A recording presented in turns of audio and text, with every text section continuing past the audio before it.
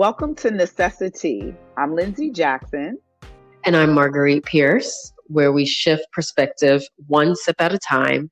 Here you'll find a rich blend of laughter, love, and wisdom. Yeah, we are two life coaches who have both dealt with the discomfort of being in our own skin, and we have learned how to break through feelings of self-doubt and fear. This platform is designed for other women to be able to do the same. Yeah, because we all know that there is power in their energetic connection between women. Our mission is to live without regret, love without limitations, and serve with integrity and humility. Today's episode is called, What Are You Waiting For? We will be talking about procrastination and whether there is such a thing as waiting for the perfect moment to arrive in order to do anything, to do X, Y, Z, right? This is timely because we're still at the beginning of the year. Yes, it's February. It's still at the beginning of the year. And people are reflecting on the things that they've accomplished and the things they still have left to do. Mm-hmm. And so what we want you to do is even think about what you wanted to accomplish last year and what you even want to accomplish this year, right? Mm-hmm. I think about things that I wanted to do last year, and I didn't get it done for several reasons. But let me take you through my things that I didn't get done. Mm-hmm. What you got? My walk of shame, right? So, no, but seriously, I wanted to work out. Wanted to get fit, wanted to get right. I'm trying to get back to the crop top, right? I wanted to launch my website. I kept putting that off over and over and over again. And then I also said I was going to take one trip, get some self-care time in, you know? And the reason that I didn't get these things done is just one, motivation. Sometimes I just didn't feel motivated to get it done. I was just so exhausted that I just didn't have the energy. And then I just didn't have the motivation inside to push myself further, you know? But I know I'm not alone in that, right? Mm-hmm. No, not at all. And I think, what you described is very real. Even though those are the things that you wanted to do, you're comfortable with where you're at right now, right? And so you didn't want to disrupt your comfort. Right? Because like, who the heck wants to do that? And even though the things that you want to do is beneficial to you or things that you've dreamt about, it's hard to get that courage up to break out of the routine that you've been in for so long. And so I think a lot of people can relate to not accomplishing some of those things that you just ran through. So I think it makes sense. It makes sense to me. Thank you. Oh, you're welcome. You're welcome. You know I got your back.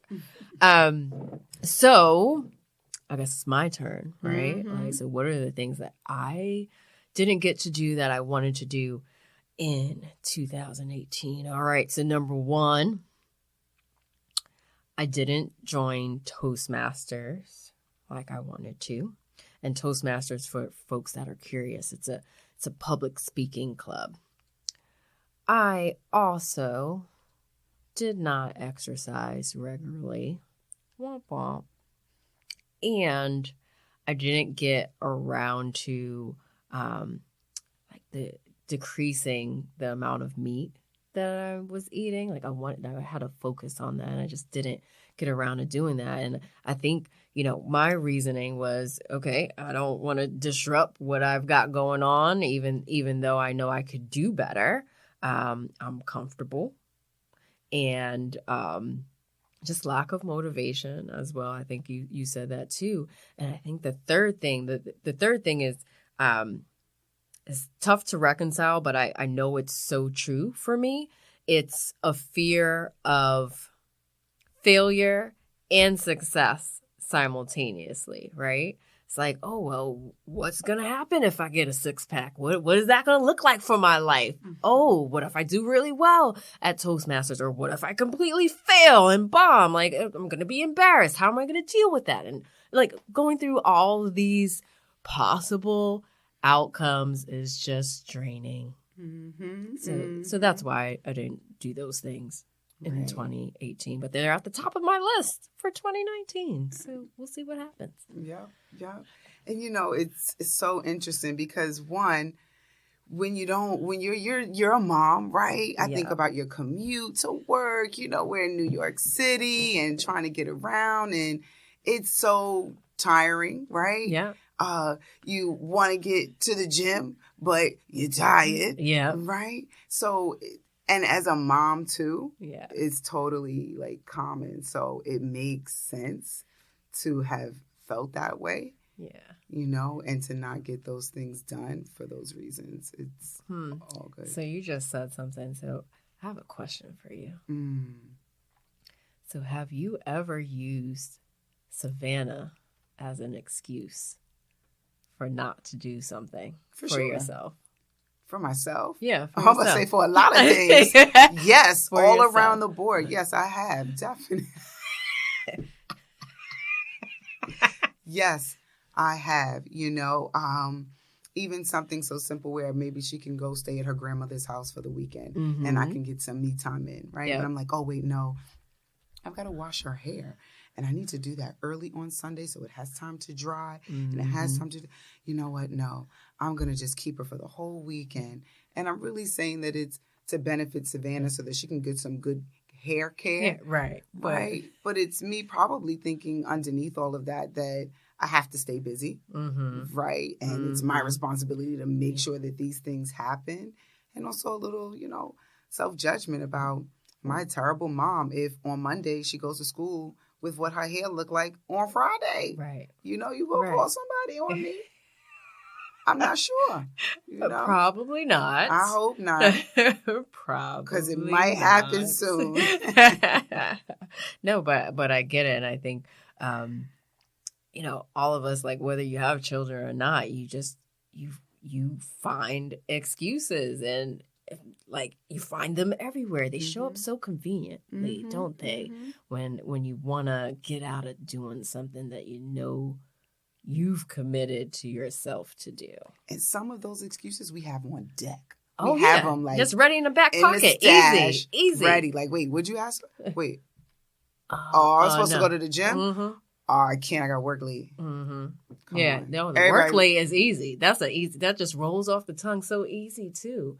And you don't feel guilty about it because you're doing work, right? And work is always good to do, and people like to hear it. Oh, you staying late, Lindsay? Oh, okay, I see you. I see exactly. All right, you making it exactly. Oh, that's so crazy how that happens. So as we're talking about how difficult and how challenging it is to do something new or break out of a routine, I think what you guys are listening to is a very fitting example, right? Because backstory is we came up with the idea for this podcast back in 2015. So how about that? We did that. 2015 was a great time. We had so many ideas. We were extremely ambitious. We were excited. We had weekly calls. We were meeting up in Brooklyn, even by accident, right? Right. I remember that night. Right. And we really tried to plan this to every single detail. And then life happened. Yep. It always does. Right. And we put it to the side. We even didn't talk as often, right? Because life happened, right? So finally, we revisited it. But we were kind of like hard on ourselves about how we should have done this already. Right. But we had other things that were meant for us at that time. Yeah, but the good news is here we are. Here we are. We're getting it started. So at this point, I think it makes sense to talk a bit about some information that relates to procrastination and waiting for the quote unquote perfect moment.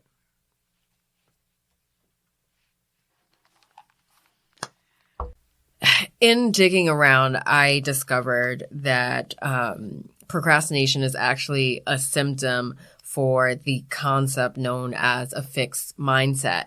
And this term was coined by Dr. Carol Dweck, and she's a psychologist and also a professor at Stanford University. In a fixed mindset, people believe that their basic qualities like intelligence or talent are fixed, right? Like you come into the world with a set amount of intelligence, and there's no way that you'll be able to increase it, right? So whatever you come to the table with is what you got, and you're never going to get any more, and you probably won't have any less. And they don't think that those things increase with practice or development. And they believe that success is only based solely on that innate talent or intelligence. The opposite concept is called the growth mindset. And people that have a growth mindset, they believe that their most basic abilities can be developed with dedication, hard work, and practice. Yes, we're talking about practice. Shout out to Allen Iverson, right? Brains and talent are just the starting point. This view creates a love of learning and resilience, and that is essential for great accomplishment, right? So being able to say and be comfortable with knowing that what I know in this moment is not all I'm going to know a week from now, or even a day or a year from now, and to just take a step forward into building whatever it is I want to work on.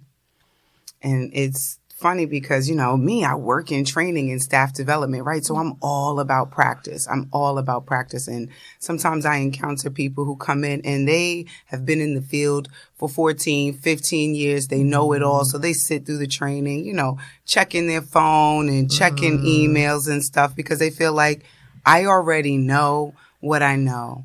That's it. I don't need to learn anything more, right? And I always say to them in that training, you can always learn more, right? To have that open mind and allow new experiences and new information to come in, And that makes me think of this research that I saw that really talked about how we can train our mind to have a different mindset. We can have a happier mind by staying focused on what we want to be happy on, right? Allowing ourselves to be open, even when we think that we're kind of programmed to see things half empty. I work with trauma survivors, right? And their brain is pre-wired for them to believe that they're not enough. But we show them opportunity and hope and create new visions for them. And that allows them to change their mindset and say, well, wait a minute, I got a little bit of hope. I could see it a little more full, right? So there's a little more in the glass, Right. And you're offering them a different perspective, a perspective that they're probably not used to hearing or experiencing. And that's really interesting what you brought up about being able to have that shift in mindset and come up with strategies for being able to do that. I'm sure you remember this, but just a little bit of background for folks. Lindsay and I met at our life coaching certification program. And one of the first things or mechanisms that they took us through was how to increase your gratitude level, right? To shift your focus of day-to-day activities from, oh my God, like all this bad stuff happened, to flip it and focus on all the good that happened. And so I'll share it with you guys in case you want to use it and try it out. And it's called the Top 3 Things exercise. And I do it from time to time still, and I think it's very useful. And so what you do is at any point during the day, you check in with yourself and you ask yourself, what are the top 3 things that happened to me so far today? And so it could be, there was enough hot water when I went to take a shower in the morning, and that was great. I didn't have to wait for it to heat up.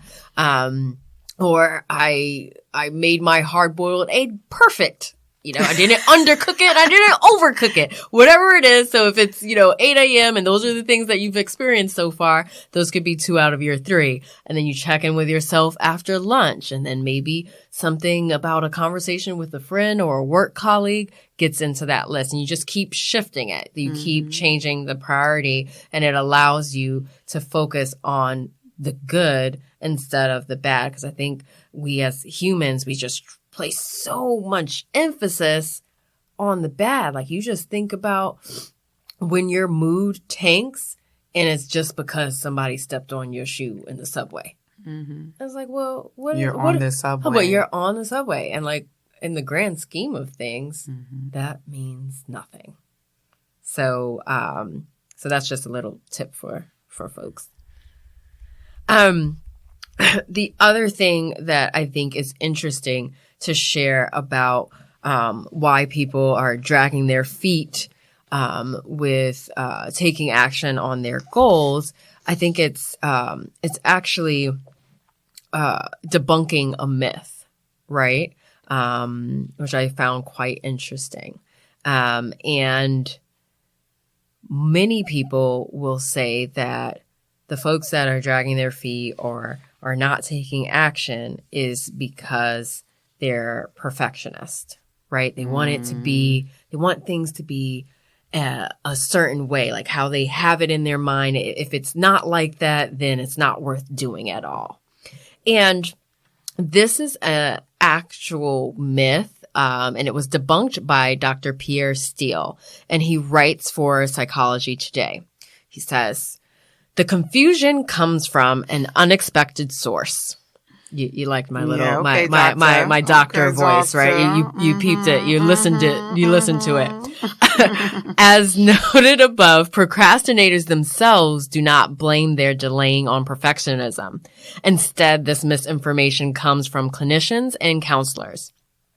Perfectionists who procrastinate are more likely to seek help from such professionals, creating a self-selection phenomenon that gives the illusion that the 2 traits are linked.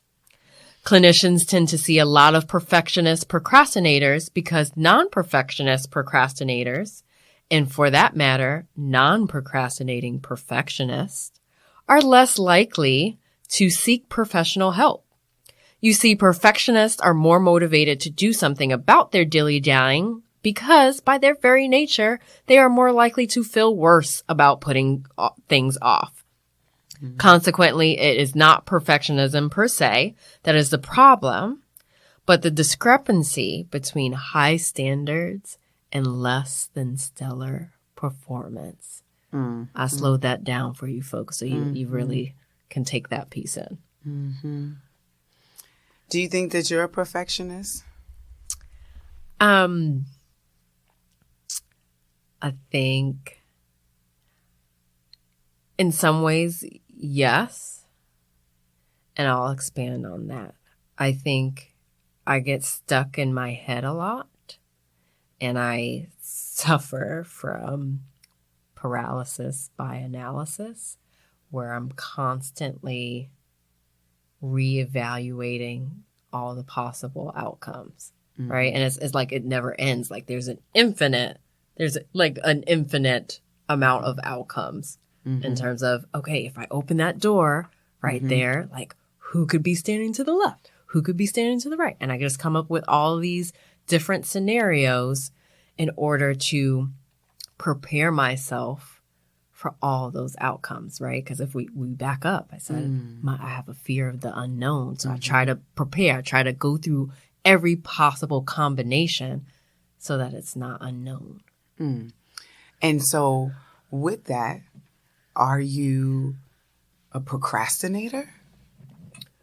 Well, sometimes yes, right? Because I'm sitting here trying to come up with a strategy for every single What if it's possible, a paper? Right. What if it's a paper or an assignment, you know, for work or, you know, your business, and there's this deadline, right? Do you wait until that last minute because of the different scenarios that you're running through your mind? Or is there a different motivator that shows up and you get it done?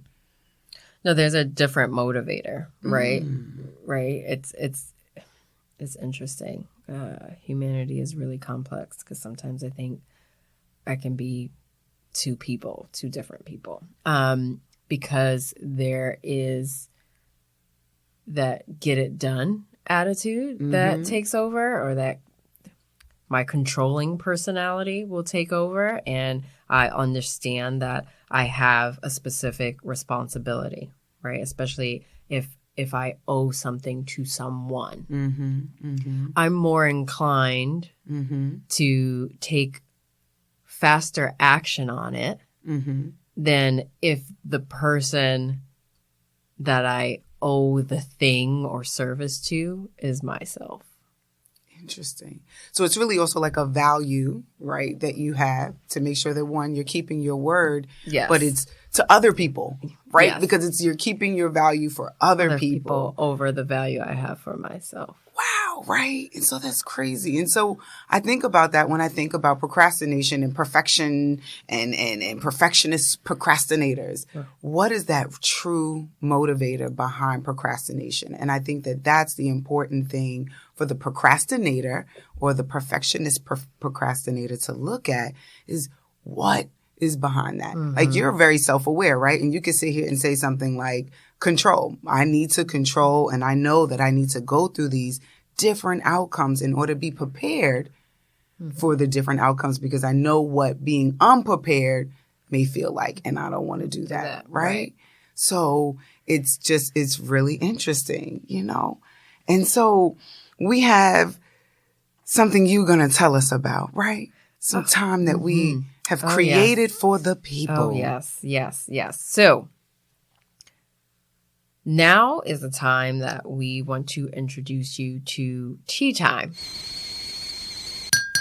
And what tea time is going to be is every episode, no matter what the topic is that Lindsay and I are speaking about, we are going to come up with 3 tips that help or correlate to the topic, and we're going to make them magically fit into the acronym T. So TEA, right? So we're going to have a T tip, a E tip, and an A tip. Yep. So what's the T? Let's get to the T, as they say, right? But in this case, the letter T is to tap into your higher self. If you want to get things done, you really have to tap into something that is bigger than what you believe you are, because there is something deep inside that you can pull from to really get things done and serve a purpose. Because I think that when we remind ourselves of why we're doing the things that we say we want to do, it serves a purpose, right? And even so simple and common, like going to the gym. Yeah, it might be because I really want to get back to wearing a belly top. That was a long time ago. And I want to revisit that place, right? But then the other piece is that Trump is the president, and I think that, you know, shit could hit the fan real soon, and I need to be ready to run and fight and do that, right? I'm also a mother, and I also want to be in shape well enough to keep my child safe, and for her to also know how important it is to be healthy, right? And be fit. But so I have to go back into my purpose. And when I can go into my purpose, and when we can go into our purpose, we can tap into our higher self, right? Yeah. So that's our letter T. As we get to our letter E. E is going to be for execute, right? No more waiting. Just act. No more planning. No more thinking. No more perfecting. Just go. Just do it. I think the key to this is being able to set realistic expectations for yourself, right? So you don't want to start something that you might not be an expert in or have no background in, and expect it to blow up the minute you drop something, whether it's written, whether it's audio, music, whatever. You have to be okay with the slow start, and that's okay. It doesn't mean anything. Mm-hmm. Take us to the A. All right, to the A. Shout out to Atlanta. So the letter A is for acceptance, right? And acceptance, I think of the book, The Power of Now, right?